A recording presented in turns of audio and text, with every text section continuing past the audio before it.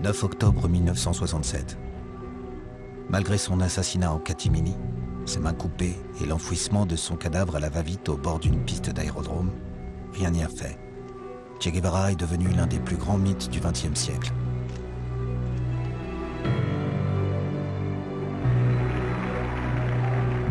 À peine la nouvelle de sa mort connue, la jeunesse descend partout dans la rue pour brandir son portrait, faisant de son image aujourd'hui la plus célèbre et la plus reproduite à travers le monde.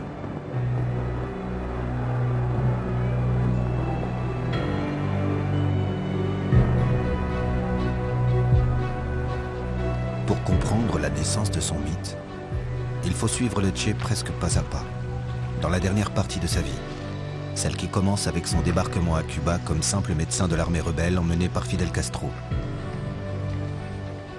Il faut l'accompagner dans les arcanes du pouvoir, au lendemain d'une révolution qui fut la première à être entièrement filmée. Et de Pékin à Alger, de New York à Moscou, saisir les raisons pour lesquelles son image a pu devenir une arme dans une bataille internationale de communication, en plein milieu de la guerre froide. Il faut comprendre enfin dans quelle perspective et au service de quel idéal c'est le Che lui-même, presque envers et contre tous, qui n'a eu de cesse de construire le mythe qui devait lui survivre. Quand, donc, et comment la légende du guerriero héroïque a-t-elle vu le jour? Quel usage le théoricien socialiste entendait-il faire de sa statue? Et comment Ernesto Guevara a-t-il pu finir par être pris au piège de son image?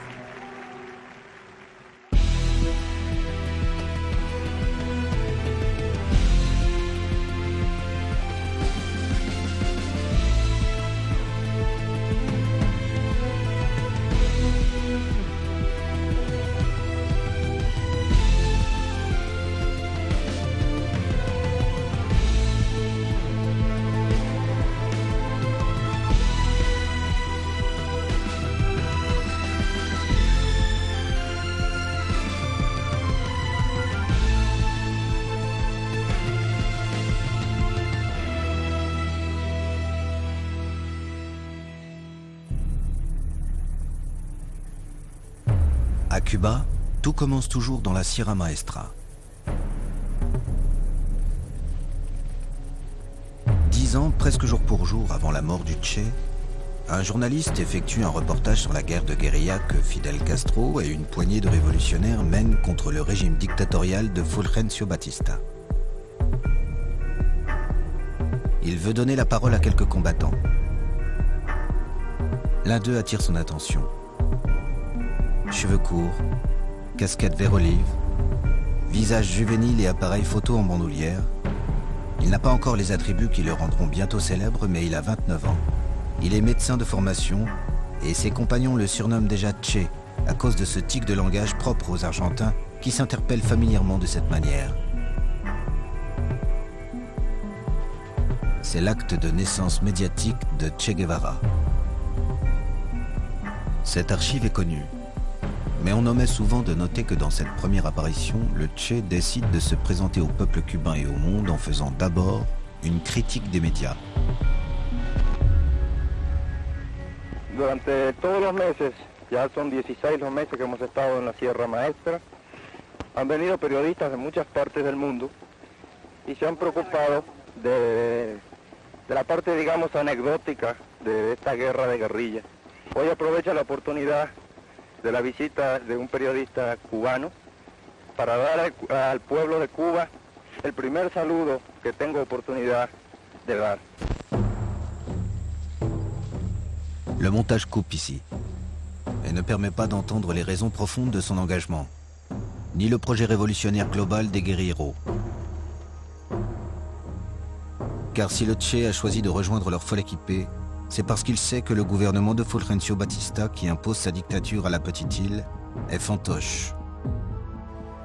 Et que Cuba, situé à seulement 90 miles des côtes de Floride, vit totalement sous la coupe des États-Unis d'Amérique.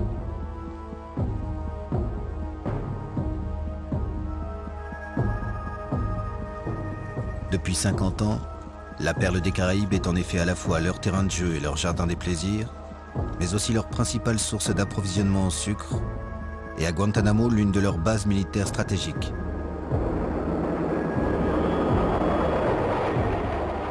En menant leur guérilla ici, Che Guevara et les révolutionnaires cubains s'imaginent qu'ils pourraient non seulement permettre le triomphe d'une révolution sociale sur l'île, mais en imposant une première défaite à la puissance impériale américaine, ouvrir encore la voie à l'émancipation de tous les autres pays du sous-continent latino-américain. En attendant, Fidel Castro, qu'il a nommé commandant, charge Che Guevara de développer certaines infrastructures essentielles à la guérilla. Toutes les tâches que l'on confiait au Che, c'était parce qu'il était le meilleur. Et aussi parce qu'il s'était illustré en tant que chef dans le combat. En tant que commandant, il dirigeait une région autonome dans les montagnes. Il y avait créé énormément de choses. Ça allait de la fabrication et de la réparation de bottes à la confection d'uniformes, la construction de fours à pain ou des travaux agricoles avec les paysans. Tout ça dans la perspective d'avoir une réelle autosuffisance. Et c'est pour ça qu'il a créé aussi son propre organe de presse. Le Che a créé en 1958 Radio Rebelde. Et il a pu briser le monopole médiatique de la dictature de Fulgencio Batista par des moyens très artisanaux. Ça a été peut-être le premier réseau social de l'histoire. Aquí Radio Rebelde transmitiendo desde un punto de la Sierra Maestra en el territorio libre de Cuba. Aquí Radio Rebelde desde la Sierra Maestra, territorio libre de Cuba. Aquí Radio... Il était conscient depuis le début que le médium, c'est le message et qu'il faut en être propriétaire. Appelez ça une arme de propagande ou une arme médiatique. Ce qu'il voulait, c'était informer et impliquer le peuple. Il ne fallait pas que la guérilla soit refermée sur elle-même. Le rôle de Radio Rebelde est essentiel dans les derniers instants de la lutte.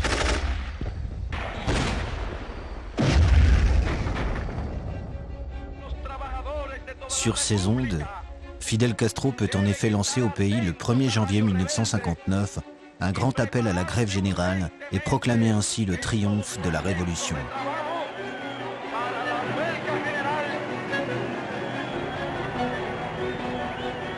Aux yeux du peuple cubain, il est la figure de proue des insurgés.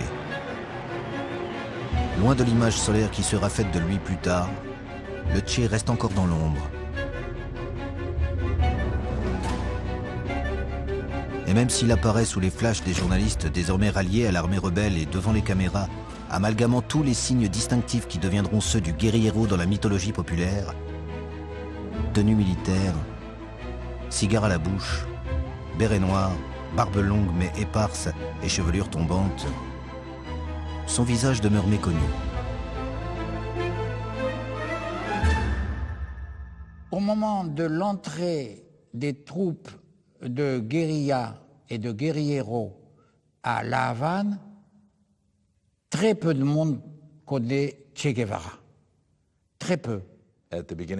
Au début de l'année 1959, les gens, à La Havane et ailleurs, se demandaient qui était cet homme, ce Che, ce qu'il voulait, et pourquoi il était dans les rangs de l'armée rebelle. C'était la première fois qu'il mettait un pied à La Havane. Ça paraît simple à dire, mais c'est quelque chose de complexe. Car il était en première ligne de la révolution, alors qu'il ne connaissait absolument pas la situation à laquelle il allait faire face.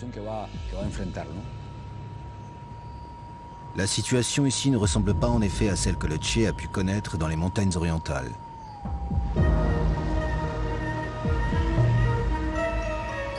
La Havane n'a rien à envier aux capitales des pays développés. Bien sûr, la ségrégation s'affiche sur les murs et la prostitution reste une industrie de masse.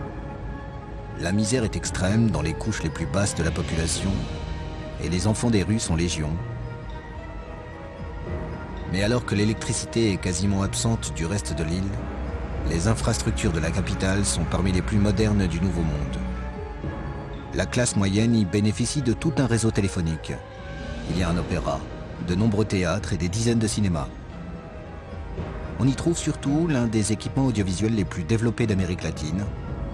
Dans cette mégalopole de plus de 1 million d'habitants, presque tous les foyers ont un poste de télévision.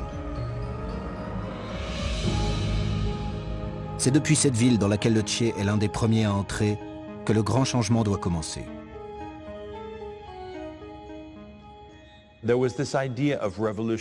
y avait cette idée de tout révolutionner. Et les médias devaient jouer un rôle important dans cette perspective. Il pensait que la révolution avait besoin d'avoir ses propres médias, débarrassés des intérêts privés, occidentaux et bourgeois.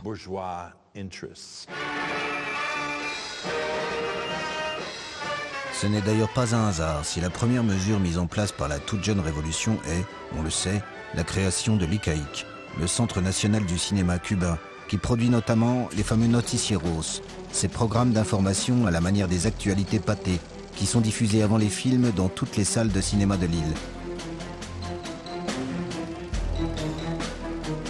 Mais on connaît moins la part directe que Che Guevara prend dans la réorganisation des autres grands médias cubains. 15 jours seulement après le triomphe de la Révolution, il fonde entre autres Prensa Latina, la nouvelle agence de presse cubaine, qui doit pouvoir rivaliser avec les principales banques d'information nord-américaines et faire résonner ainsi la voix des révolutionnaires dans le monde.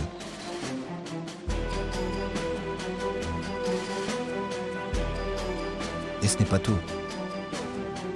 Depuis leur arrivée à la Havane, les regards de Che Guevara et de la direction révolutionnaire se sont posés aussi sur le vaste réseau télévisuel cubain qui permet de pénétrer directement dans les foyers. Et en attendant de les nationaliser, ils décident déjà de les renommer.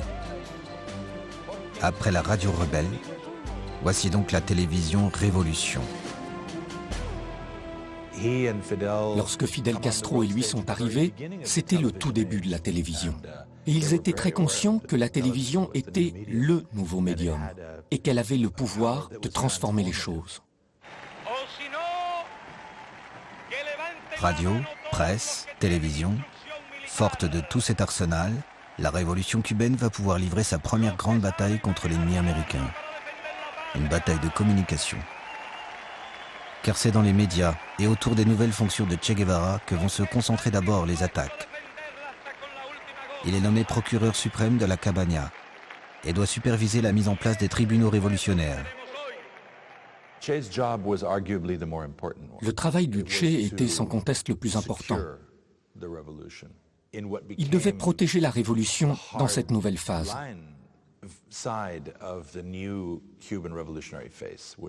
Et cela passait par les procès, les cours martiales et dans certains cas par des exécutions.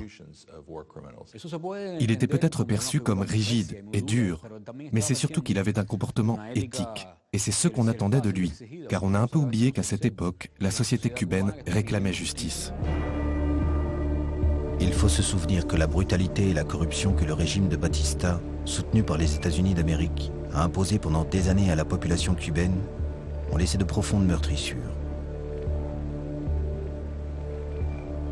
Accompagnés par les caméras, les enquêteurs découvrent les instruments de torture utilisés dans les geôles de l'Ancien Régime et révèlent au monde la gravité des crimes de la dictature. Implements of torture are put into evidence. Tools to tear back the fingernails and perform even more brutal forms of torture. Some cannot be shown. Ça a été une dictature sanglante, féroce, qui a duré de 1952 à 1959, qui a coûté la vie à 20 000 personnes. À cette époque, les crimes de la police et de l'armée n'étaient pas condamnés. Et il n'était pas rare de trouver de jeunes gens assassinés au bord des routes. Donc la justice révolutionnaire se devait d'être implacable avec les responsables de crimes. Dans la forteresse militaire qui surplombe la baie de la Havane, sous l'œil des caméras, près de 2000 personnes sont arrêtées et emprisonnées. Che Guevara forme des tribunaux révolutionnaires semblables aux cours de justice au lendemain de la Deuxième Guerre mondiale. Et des condamnations à mort sont prononcées, comme ici celle de Cornelio Rojas, le chef de la police de Santa Clara.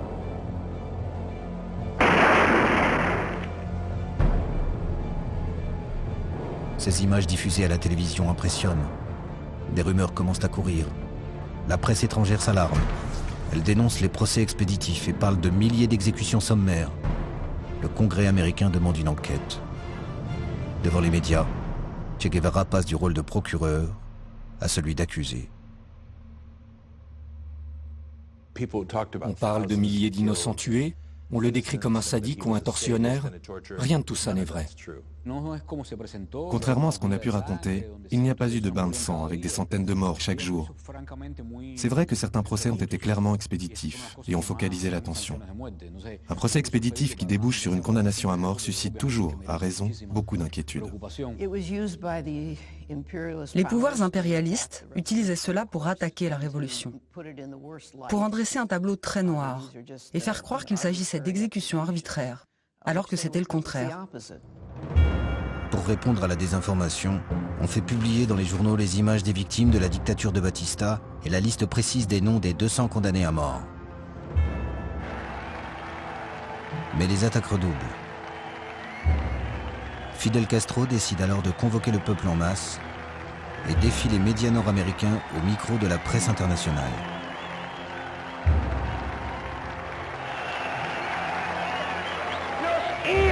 En el campo de la opinión pública se han encontrado con que la revolución cubana sabe también pelear y ganar batallas en este campo. Cette guerre médiatique aura pour nom de code à Cuba Opération Verbale, l'opération Vérité. Afin de prouver au peuple et au monde que ces procès respectent les droits de la défense et que les accusés sont bien coupables, Fidel Castro demande à Che Guevara d'organiser l'espace d'une seule journée, le 22 janvier 1959, un procès géant. C'est sur la piste du Palais des Sports devant 17 000 Cubains que se déroule au milieu d'une ambiance extraordinaire le premier de ces procès. Prensa Latina et la télévision Révolution sont mises à contribution. Elles couvrent l'événement, le diffusent en direct et transmettent les images aux plus de 400 journalistes venus du monde entier. Séance dramatique au cours de laquelle l'audition des témoins atteint parfois au tragique. Voici parmi eux un enfant de 12 ans. Il désigne l'accusé. Il a tué mon père. La foule hurle, tuez-le. Quelques heures plus tard, Blanco était exécuté. Mais la polémique se déplace du scénario vers la mise en scène. On reproche aux Cubains d'avoir organisé de nouveaux procès de Moscou. Pour les Occidentaux, cela pouvait ressembler à des simulacres de procès ou à des tribunaux fantoches, un peu comme les jeux du cirque à Rome, avec toute cette foule qui hurlait. Cette première bataille médiatique est perdue. Elle vaut à Che Guevara d'être un peu mieux connu, mais sous un nouveau surnom que lui attribuent alors les contre-révolutionnaires. On l'appelle le boucher de la Cabana. Fidel Castro suspend les procès. Le Che voulait continuer, mais Fidel Castro a senti que le risque politique était trop important. Et donc, il y a mis fin.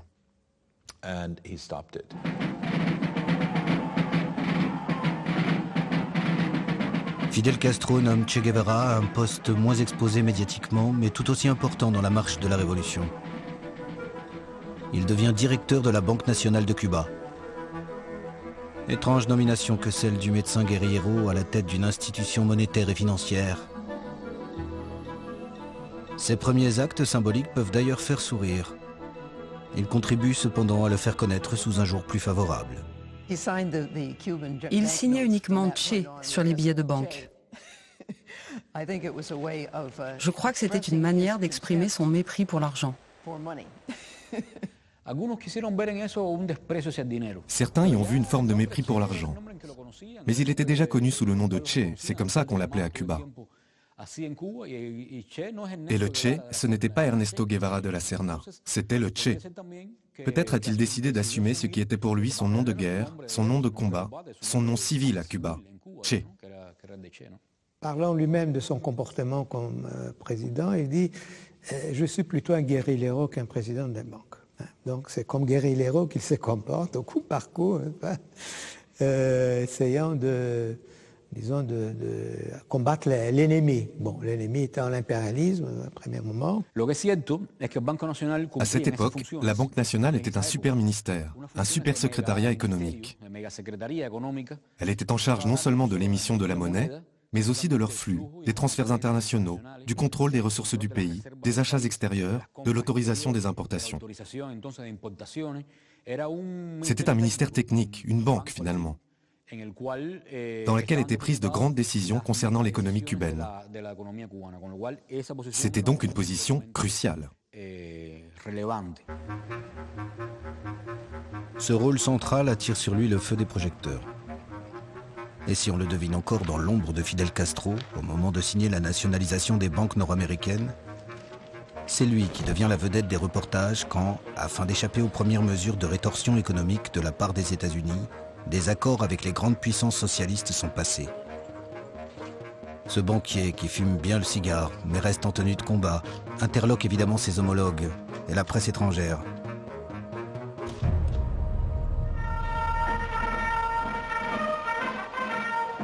Mais Che Guevara n'est toujours pas un héros national. Personne pour brandir son image le 1er mai 1960 sur la place de la Révolution. Bien qu'il n'y ait pas de culte de la personnalité à Cuba, le peuple préfère sculpter des bustes de José Martí, le père de la patrie cubaine, arborer des portraits de Camilo Cienfuegos, lui aussi commandant de la Révolution, ou plus rarement, et pas toujours à son avantage, celui de Fidel Castro.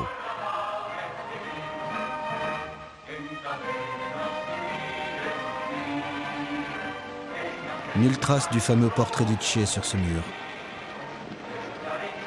Et pourtant, en ce jour de fête des travailleurs, la photo que tout le monde connaît aujourd'hui a déjà été prise depuis 2 longs mois.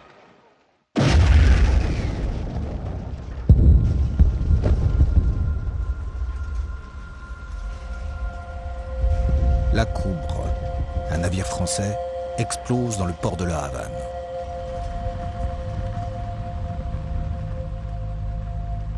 Ce bateau avait été amarré à l'un des quais de la vieille ville de La Havane, dans la baie, et il a explosé. Il y a même eu 2 explosions. Plus de 100 personnes ont été tuées. Elles ont été vaporisées. Les regards des autorités cubaines se tournent immédiatement vers la CIA. Car ce n'est pas seulement une guerre médiatique que mènent depuis le début les États-Unis d'Amérique contre la Révolution.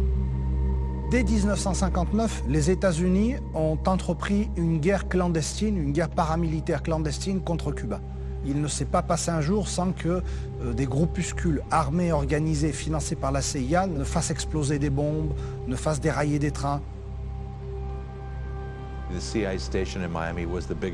L'antenne de la CIA à Miami était la plus grande du monde, avec des centaines d'employés.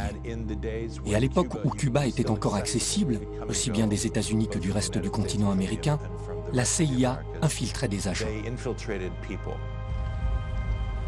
Les sièges de la télévision et de l'ICAIC, le centre du cinéma cubain, sont tout proches. Les caméramens sont parmi les premiers à arriver sur les lieux. Leurs images, sur lesquelles on devine Che Guevara, qui s'était rendu sur place lui aussi, font le tour du monde. C'était un événement très important. Le jour suivant, Che, Fidel et Raúl Castro, Sartre et Simone de Beauvoir, qui étaient eux aussi à La Havane, ont rejoint la marche. Et ils ont défilé sur l'avenue près des quais. Ils se sont pris par la main, on les a pris en photo à ce moment-là. Et un peu après, ils sont montés sur scène. Et ils ont parlé face à la foule qui s'était rassemblée. Parmi les photographes présents à l'angle des rues 23 et 12 dans le quartier du Vedado, où une tribune a été dressée pour que Fidel Castro prononce un discours, Alberto Díaz Gutiérrez, dit Alberto Corda, effectue un reportage pour la revue Révolution. Corda était un grand photographe qui venait du monde de la publicité. Il prenait des photos de la tribune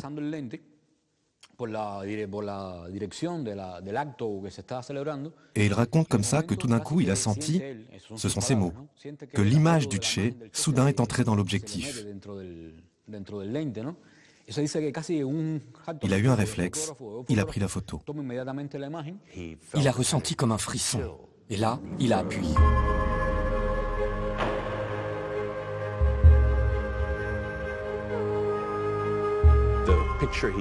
La photo qu'il a prise à ce moment-là est cette image extrêmement célèbre, dans laquelle on voit le Che qui semble regarder l'histoire elle-même.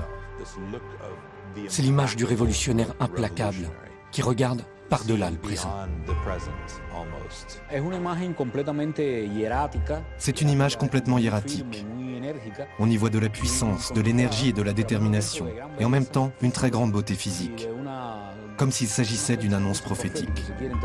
La révolution. On y voit la révolution et le romantisme révolutionnaire, ça qu'on voit. Cette photo, à laquelle Cordat donne le titre de guerriero héroïque, ne devient pas aussitôt célèbre pour autant. Elle est trop floue, et le journal Révolution lui préfère celle de Sartre et Simone de Beauvoir, qui sont à l'époque bien plus célèbres que le Che. Mais contrairement à une légende tenace, la photo ne dort pas au fond d'un tiroir pendant des années. Sans que personne ne la remarque vraiment, on la retrouve plusieurs fois dans sa forme définitive, comme ici, en bas de page, dans le journal Révolution, pour annoncer une conférence publique donnée par le Che. Et pourtant c'est bien à cette époque que la figure du Che émerge. Mais on le doit moins à cette photo qu'à la couverture des grands médias occidentaux, qui sont les premiers à se focaliser sur lui. Des photographes français comme Henri Cartier-Bresson, mais aussi des reporters nord-américains, viennent à la Havane et sont frappés par la beauté gracile du Che. Il était d'une beauté spectaculaire. On ne pouvait pas le quitter du regard quand on le voyait.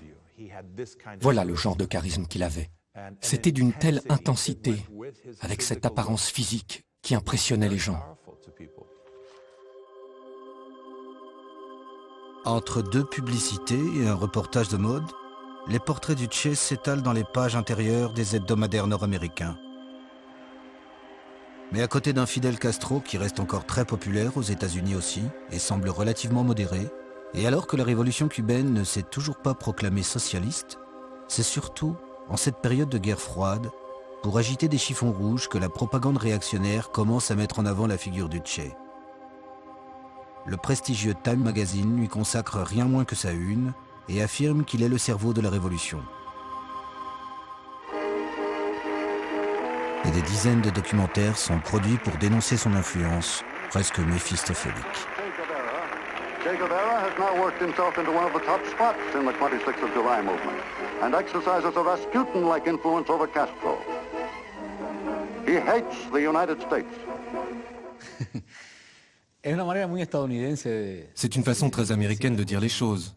Cette expression, le cerveau de la révolution, aurait certainement fait tiquer le Che. Car c'est un point de vue très peu marxiste, et c'est méconnaître ce qu'est un processus révolutionnaire. Mais c'est vrai que le Che, par sa formation théorique et sa capacité de discipline et d'étude, était devenu essentiel à la direction politique et économique de la Révolution. Et en pratique, il assumait de plus en plus de fonctions. Alors qu'on le veuille ou non, il était peu à peu devenu l'une des personnalités avec le plus de pouvoir et le plus de responsabilités au sein de la Révolution. Dénoncé à l'Ouest en plein milieu de la guerre froide comme un dangereux bolchevique, Che Guevara commence naturellement à intéresser à l'Est.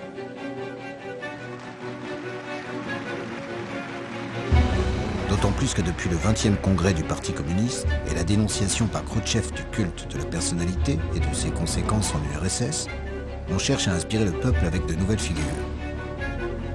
On avait bien essayé avec Raúl Castro, qui était très tôt venu en URSS et avait pour lui d'être le frère de Fidel. Mais il faut reconnaître qu'il manquait alors un peu de charisme. On veut donc rencontrer ce nouveau personnage.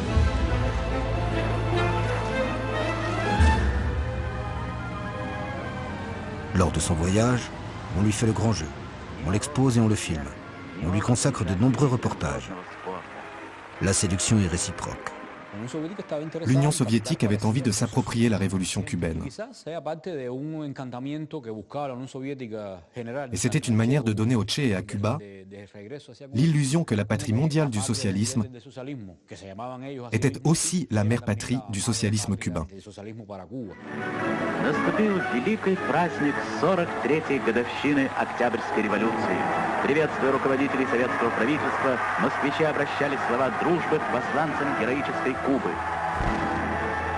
Cette exposition permet à Che Guevara de devenir une véritable figure dans le camp socialiste et dans les pays du tiers-monde. Il enchaîne les déplacements.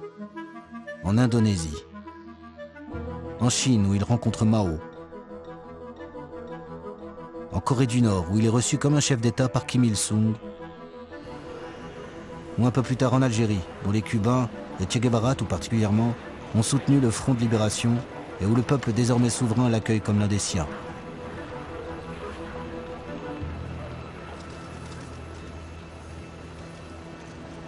Vive la République argélienne démocratique et populaire et son gouvernement révolutionnaire.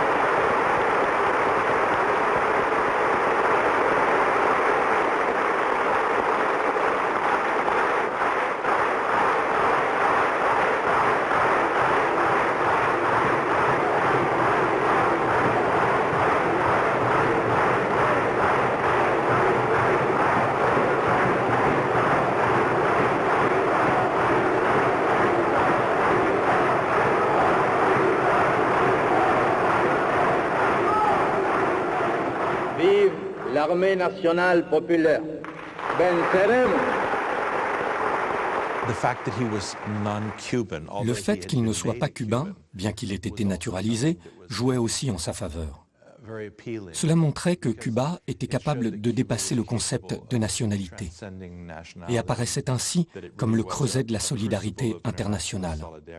On peut dire qu'il cochait aussi cette case en quelque sorte.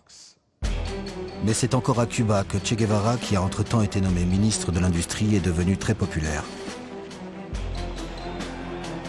Non pas parce qu'il a fait le tour du monde, ni parce qu'il joue un rôle important dans l'humiliation faite aux Nord-Américains en avril 1961 lors du débarquement manqué de la baie des Cochons. Pas plus parce qu'il aurait été particulièrement mis en lumière au moment de la crise des missiles en octobre 1962. Dans ces deux derniers événements, c'est toujours Fidel Castro qui reste sous le feu des projecteurs. Non. S'il devient une figure, c'est parce qu'il occupe à Cuba le centre d'un débat économique qui accapare alors tous les médias et met aux prises les tenants d'un stalinisme pur et dur que l'on appelle par pudeur des communistes orthodoxes et le nouveau ministre de l'Industrie.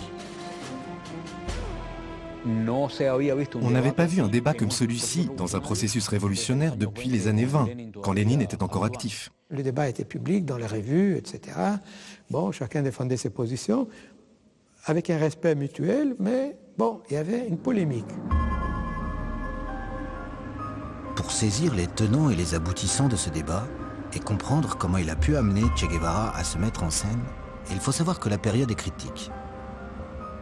Les États-Unis viennent de redoubler leurs agressions militaires de mesures économiques exceptionnelles. L'un des plus durs et plus longs embargos de l'histoire a commencé pour l'île. Les manques se font sentir aussitôt et se répercutent depuis les entreprises qui n'ont plus de matières premières à transformer, jusqu'à la population pour laquelle doit être mis en place un carnet d'approvisionnement qui garantit le minimum vital. L'effet sur le moral d'une partie du peuple, peut-être fatigué par 3 ans de révolution, est catastrophique. L'absentéisme s'accroît dans les entreprises et la bureaucratie paralyse lentement l'activité. Ce cycle est infernal.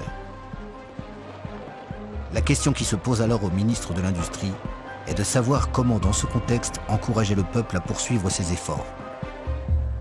C'est la question, est-ce qu'il faut appliquer les méthodes de gestion de l'économie soviétique qui, depuis l'époque du stakhanovisme, partait de l'idée qu'il faut convaincre les travailleurs de travailler plus pour gagner plus. Bon, ça crée de la concurrence entre les travailleurs, et ça crée une couche de travailleurs privilégiés par rapport aux autres, etc. Bon, tout ça, Guevara rejette, il ne veut pas de ça. Il était en faveur des stimulants moraux, qui sont à l'opposé des stimulants matériels. Ces stimulants devaient permettre de créer le nouvel homme socialiste et faire aboutir ainsi le processus révolutionnaire cubain. Il fallait développer cette conscience révolutionnaire. L'altruisme devait prendre le pas sur l'individualisme. La solidarité devait remplacer l'égoïsme. La satisfaction du devoir accompli, donc la récompense morale, doit occuper une place plus importante que la récompense matérielle. Car pour le Che, ce qui se joue dans ce débat à Cuba ne se limite pas à la résolution d'une crise économique plus ou moins passagère. C'est l'avènement même d'une nouvelle humanité, débarrassée des restes de l'individualisme et du capitalisme, qui serait la seule à même de construire le communisme véritable, qui est en jeu. Il multiplie les discours et les passages à la télévision. Para todos los que en el frente del trabajo han demostrado su espíritu de sacrificio, su espíritu comunista, su nueva actitud frente a la vida, debe valer siempre la frase de Fidel que ustedes insertaron en uno de los palcos de este recinto. Los que fuimos en las horas de mortal peligro, sepamos serlo también en la producción. Sepamos ser trabajadores de patria o muerte.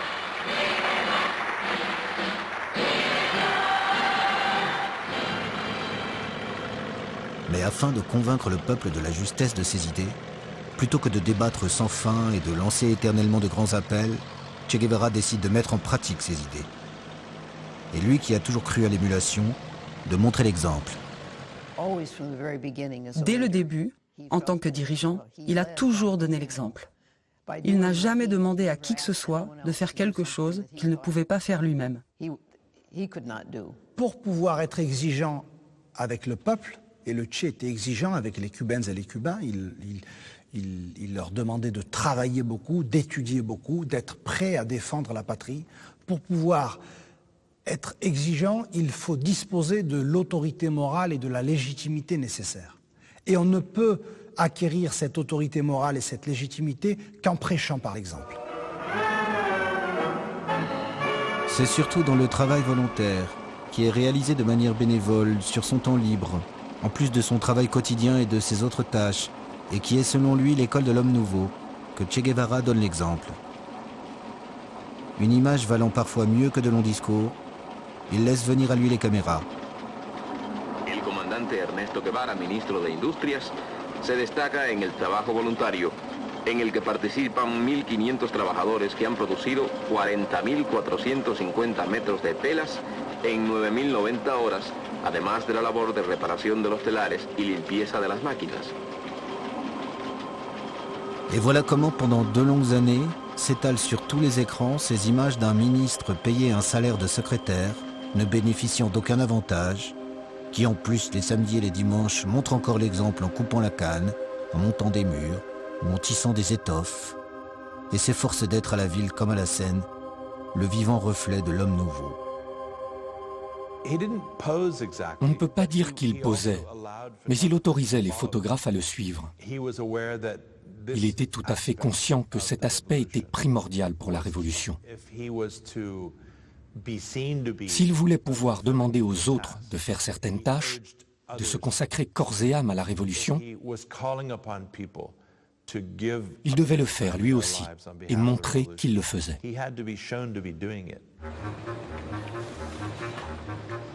Aucune vanité ici, point de mise en scène.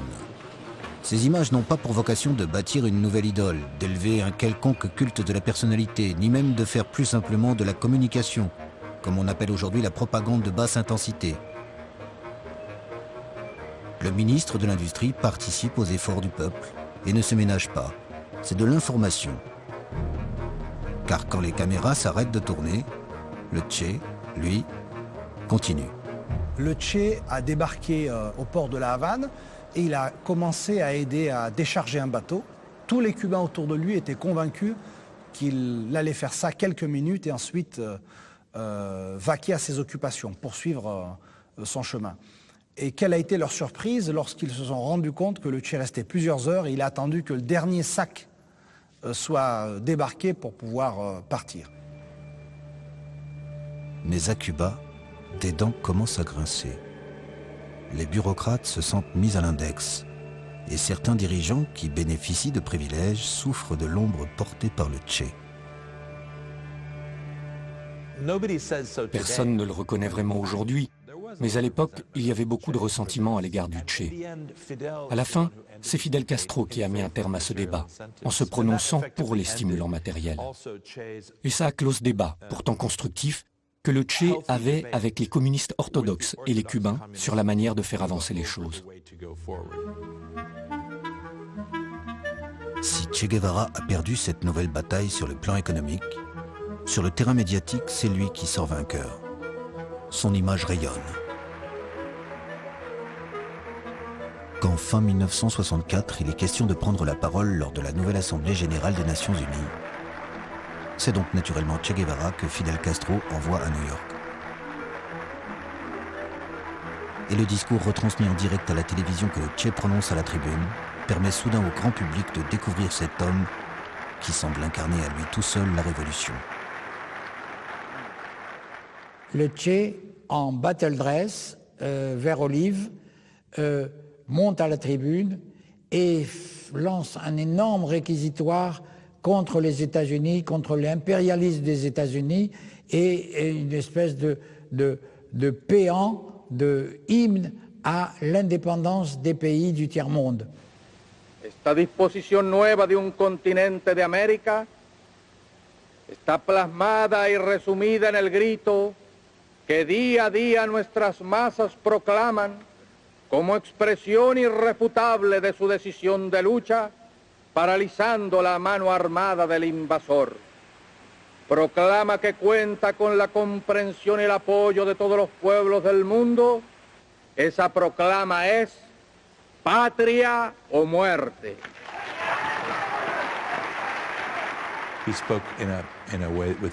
Il a parlé avec passion. Sa présence médiatique a été impressionnante.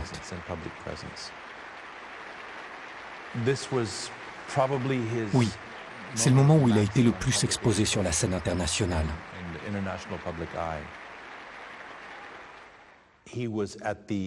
C'est vraiment à ce moment qu'il a atteint l'apogée de son autorité publique. Alors le Che se transforme. Il devient non seulement un grand dirigeant révolutionnaire, mais encore un véritable leader global. Car dans ce milieu des années 60, le monde est en ébullition. En Amérique latine, la révolte gronde partout. En Afrique, près de 20 pays viennent de se libérer du joug du colonialisme. Et en Asie du Sud-Est, les combattants vietnamiens opposent une résistance héroïque aux États-Unis d'Amérique.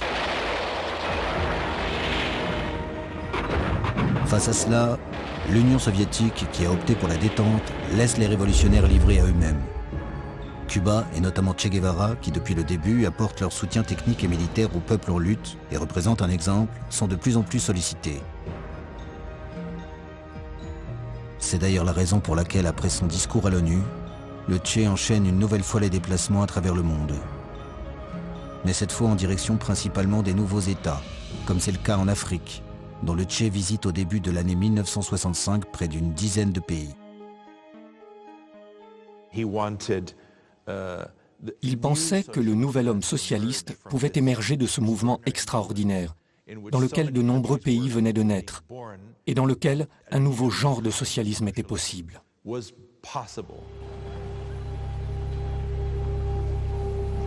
Mais alors qu'il commençait à être connu de tous, qu'il pouvait enfin faire entendre la voix des peuples en lutte dans l'arène médiatique et promouvoir ses idées sur la scène internationale, comme ici à Alger, dans ce qui reste sa dernière apparition publique, et dont voici les seules images filmées, soudain, sa trace se perd.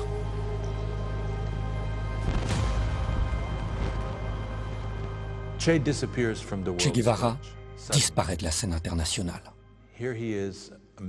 Voilà un ministre du gouvernement révolutionnaire qui arpentait la scène internationale, qui avait rencontré tous les plus grands chefs d'État, qui appelait à l'action en Afrique, en Asie, en Amérique latine, qui était associé avec toutes les luttes de guérilla autour du monde et qui soudain disparaît. Que s'est-il passé? On a souvent dit que c'est l'URSS, qu'il avait accusé d'être une puissance impérialiste comme les autres, qui aurait exigé son éviction de la direction révolutionnaire cubaine. On a évoqué à tort cette conversation houleuse de plus de 40 heures avec Fidel Castro qui aurait précipité son départ. On ne sait presque rien. Ce dont on est sûr en revanche, c'est que depuis longtemps déjà, et encore plus maintenant que la révolution cubaine lui semblait consolidée, Che Guevara voulait reprendre les armes, les vraies, et poursuivre la lutte militaire contre l'impérialisme américain.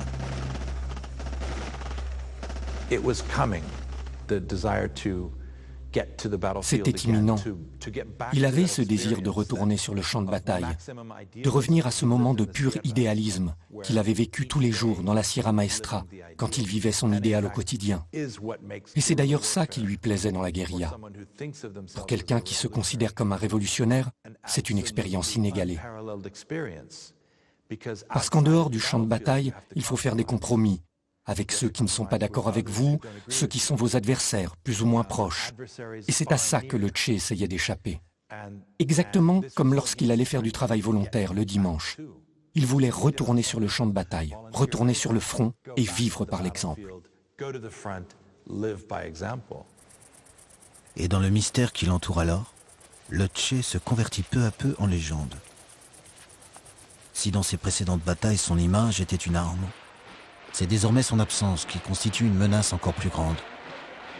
Son portrait saisi au lendemain de l'attentat de la Coubre n'est plus celui d'un homme, mais celui d'un spectre. Et Fidel Castro et la direction révolutionnaire l'utilisent. On l'affiche partout lors de la grande conférence tricontinentale qui rassemble tous les mouvements de lutte du tiers-monde en cette année 1966. Son surnom est sur toutes les lèvres. Los pueblos de América Latina cuentan con la experiencia, la capacidad y el talento de un hombre que se ha convertido en una de las más grandes pesadillas del imperialismo. El comandante Ernesto Che Guevara.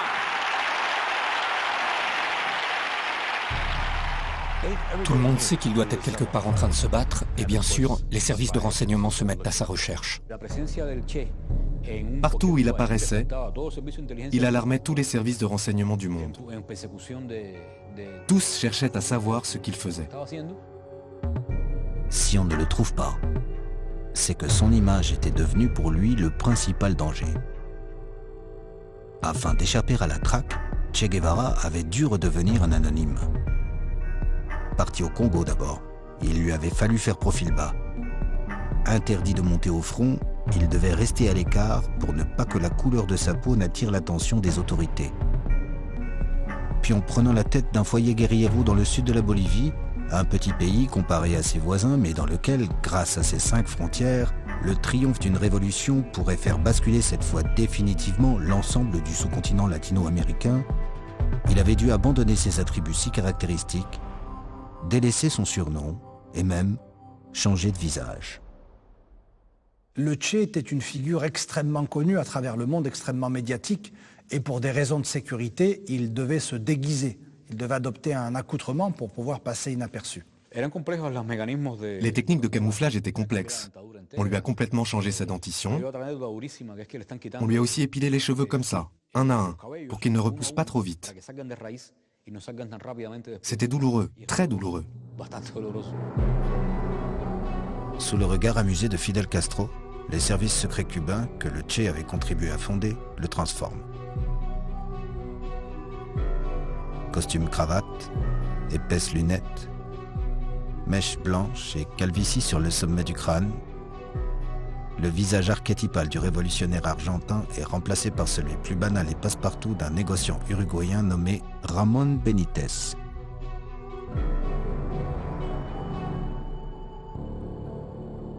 Mais malgré le talent des maquilleurs cubains, son image finit tout de même par le perdre. Car après plusieurs mois de guérilla dans les montagnes de Bolivie, Che Guevara est redevenu lui-même et commence à faire parler de lui. C'est même un journal qui évoque en premier sa présence et attire les regards des autorités et de la CIA. Des milliers de soldats boliviens encadrés par des instructeurs nord-américains sont lancés à sa poursuite. À l'issue d'un combat qui voit plus de 2000 hommes attaquer les quelques guérilleros encore en état de se battre et malgré une résistance farouche, Che Guevara est arrêté. Ramené dans le petit village de La Higuera, on le prend une dernière fois en photo vivant. Des soldats prennent la pose à ses côtés. Et puis, le 9 octobre 1967, au lendemain de son arrestation, on l'exécute.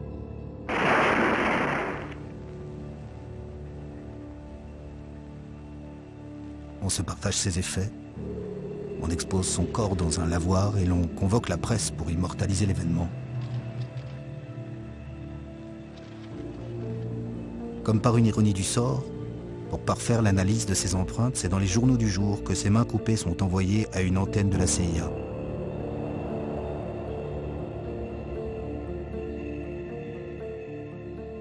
C'est un trophée, ça apparaît comme une victoire formidable pour l'armée bolivienne, une victoire militaire et puis une victoire politique pour Washington. Ils avaient besoin de montrer qu'il était mort, de l'exhiber au monde entier. Et ils espéraient qu'en faisant ça, il saperait le rêve, qu'il donnerait la preuve de son échec et de l'idéal qu'il incarnait. Ces images font le tour du monde.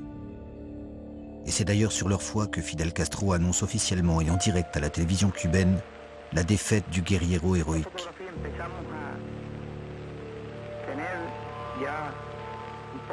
Et pourtant, paradoxalement, le fait de faire filmer son corps dans cette position, avec son apparence physique, a participé à l'élaboration de son mythe. Et il est devenu un symbole révolutionnaire dans le monde. Et c'est vrai partout, aux États-Unis, en France, partout.